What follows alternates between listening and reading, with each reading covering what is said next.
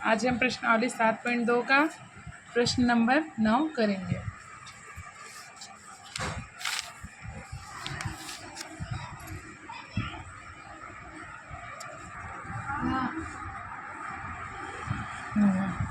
देखो क्या लिखा है, बिंदु ए जिसका निर्देशांक दिया है -2 और 2 और बी की क्या दिया है 2 और 8 को जोड़ने वाले रेखाखंड ए बी को 4 बराबर भागों में विभाजित करने वाले बिंदुओं के निर्देशांक ज्ञात है। पहले तो हम ए बी को क्या करते हैं 4 बराबर भागों में बांट देते हैं। चलो ए बी, ए और बी 4 बराबर भागों में। चलो पहले हमने 1 बराबर भाग किया, इसका नाम हमने पी दे दिया, दूसरा हमने क्यू किया। अब देखते हैं 1 2 3 हुआ, अभी हमें 4 करने हैं तो एक और हमने कर दिया आर दे दिया। ठीक है, ये 4 बराबर भागों में तो हमने जैसे कहा है वैसे हमने कर दिया। ए के निर्देशांक कितने दिए हैं -2 और 2 और बी की कितने दिए हैं 2 और 8। ठीक है, अब आगे पूछा क्या है, विभाजित करने वाले बिंदुओं के निर्देशांक ज्ञात कीजिए। मतलब कि हमें पी के तथा क्यू के तथा आर के निर्देशांक ज्ञात करने हैं, ज्ञात करना है। तो सर्वप्रथम आप लोगों को तो पता होगा कि मध्य बिंदु का जो सूत्र होता है वो क्या होता है, पता है ना अंजलि? हाँ ठीक है, तो क्यू के निर्देशांक ज्ञात करते हैं। क्यू के निर्देशांक का सूत्र क्या होगा, जैसे क्यू के निर्देशांक हम ज्ञात कर रहे हैं तो क्यू आपस में एक्स और वाई में होगा, तो सर्वप्रथम हम एक्स का करते हैं, तो एक्स का करते हैं। तो एक्स का सूत्र क्या होगा, एक्स का सूत्र क्या होगा अंजलि? x1 प्लस x2 बटे में 2। ओके, तो x1 क्या है वैल्यू? x1 वैल्यू है -2। x2 क्या है? x2 की वैल्यू क्या है, ये रही 2 है, 2 ये रही अपन में 2। ओके, क्या आ जाएगा -2 प्लस 2 क्या हो जाएगा 0 हो जाएगा ना, माइनस प्लस माइनस। ओके, ये पहला आ गया हमारा, यानी इसकी वैल्यू हम 0 ही कहेंगे। ओके, दूसरा हम y का निकालते हैं इसी तरह का। y का क्या होगा, y1 प्लस y2 अपन में 2। y1 कितना है?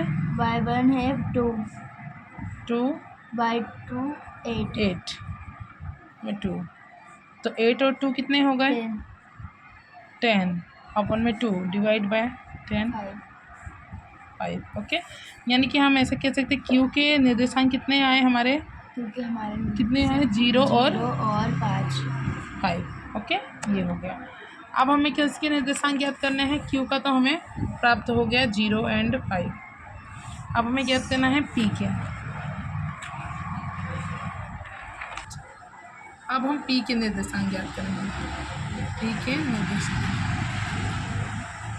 तो पी का निर्देशांक ज्ञात करने के लिए अगर ये पी बी मध्य में होता, अगर ये पी कहाँ होता मध्य में, तो हम मध्य का सूत्र लगा के मध्य बिंदु का ज्ञात कर लेते। पर पी मध्य में नहीं है, तब हम क्या करेंगे, तो हम फिर से विभाजन वाला नियम लगाएंगे। विभाजन वाले नियम में क्या होता है, हमें अनुपात चाहिए। वो अनुपात क्या होता है m1 और m2। तो ये m1 और m2 कैसे मिलेंगे, तो देखो हमें p के निर्देशांक ज्ञात कर रहे हैं ना, तो p a तक कितने हैं 4 भाग है ना, तो ये अपने में 1 भाग है और बाकी कितना भाग हो गया है बचा 1 2 3, यानी पूरा यहाँ तक कितना हो गया 3 भाग, यानी 1:3 में ये हम इसे बांट सकते हैं। तो इस प्रकार हम p के निर्देशांक ज्ञात कर लेंगे। तो हमें m1 और m2 तो हमें पता चल गया कि m1 अनुपात m2 कितना मिला 1:3। ओके, अब सूत्र फिर से बोल दो, क्या होता है विभाजन का सूत्र, m1 x2 minus plus m2 x1 अपन में m1 m2। ठीक है, यहाँ जगह नहीं है तो फिर से अगर हम यहाँ लिख लेते हैं एक बार इसको फिर से।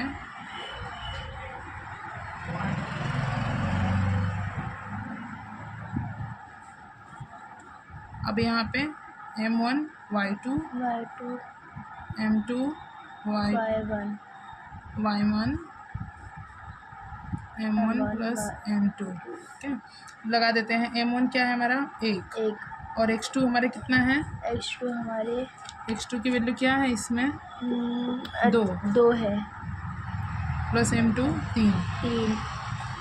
और x1 कितना है हमारा? x1 हमारा -2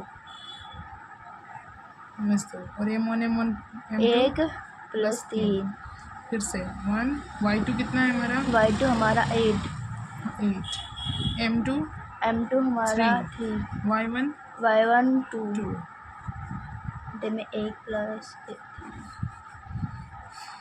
ठीक है। अभी गुणा करते हैं, 2 एकम 2 2 3 दूनी 6 -6 ठीक है, 1 और 3 4 4 8 एकम 8 8 3 दूनी 6 6 1 और 3 4 4 ठीक है। अभी देखो आपको पता होगा माइनस 4 नियम होते हैं, प्लस माइनस माइनस 6 2 बटे में 4 4 8 और 6 कितने हो गए? 8 और 6 6 हो गए 14 14 बटे में बटे में 4 4 ये आ गया। 6 में से 2 गया 6 में से 2 गया 4 4 -4 -4 4 14 बटे में 6 4 एकम 4 यानी कितना आ गया? -4 1 -1 और ये 2 7 14 2 दूनी 4 4 ये 7 बटे 2 यानी पी के निर्देशांक हमें कितने मिले? -1 -1 और 7 और 7/2 यानी ये x और y है। ठीक है, ये हमारे p के निर्देशांक हो गए। इसी प्रकार हमको कौन कौन से ज्ञात करने हैं? p का ज्ञात हो गया, q का ज्ञात हो गया। अब किसकी बारी R आई? का। r की। r का देखते हैं। अब हम जब r का ज्ञात करेंगे तब r b से लेके एक पॉइंट बनेगा और वहीं यहाँ तक वो पूरा 3 बनेगा, 1 2 3। तो अब यहाँ पे अनुपात चेंज हो जाएगा, यहाँ पे एक अनुपात बनेगा तो ये सारे कितने बनेंगे? 3। ठीक है, तो यानी कि आगे कितना हुआ? 3 और पीछे कितना हुआ? 1। यानी m1 3 रहेगा इस बार और m2 1 रहेगा। m1/m2 3:1। यहाँ पे लिख देते हैं r के निर्देशांक। चलो फिर से सूत्र लगाते हैं।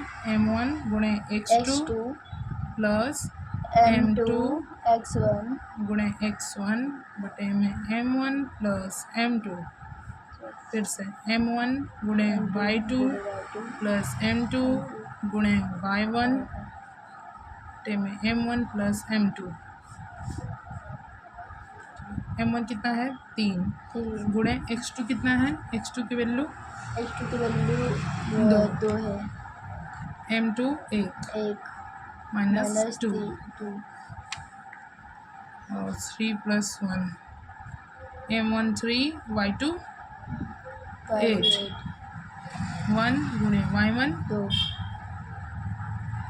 y1 2 3 + 1 ये जो संख्या है ये रखनी आनी चाहिए सही से। अगर ये रखने में गड़बड़ी होगी तो आंसर गलत हो जाएंगे।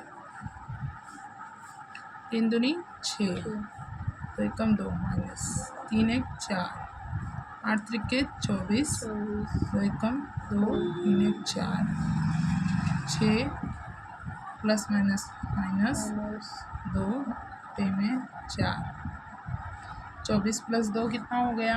24 + 2 26 बटे में 4 अब 6 में से 2 गया 4 बटे में 4 और 1 26 बटे में 4 ही रहने देते हैं।